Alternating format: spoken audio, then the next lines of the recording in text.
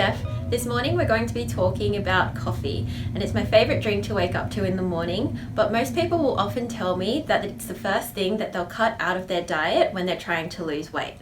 Now, although that's one option, you can definitely still achieve your weight loss goals without compromising your coffee intake. So tip number one, think about the size of the coffee that you're getting. So the difference between a small and a grande latte could be a difference of 300 or 400 extra calories to your day.